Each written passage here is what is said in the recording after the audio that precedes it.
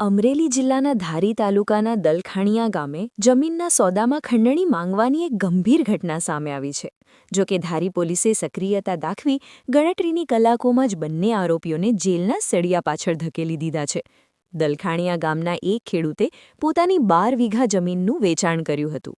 આ સોદા દેટે ખરીદનાર પાર્ટીએ ખેડૂતને રોકડ રકમ ઉપરાંત ₹10 લાખનો ચેક આપ્યો હતો. આ વાતની જાણ આરોપીઓને થતાં તેઓએ ખેડૂતના ખેતરે એટલે કે વાડીએ જઈને તેમને જાનથી મારી નાખવાની ધાકધમકી આપી હતી. ખેડૂતને ડરાવી ધમકાવીને તેઓએ 10 લાખનો ચેક મધ્ય સહકારી બેંકની દલખાણીયા શાખામાં વટાવ્યો હતો અને તેમાંથી ₹5 લાખ પોતાના ખાતામાં ટ્રાન્સફર કરાવી ખંડણી વસૂલી હતી.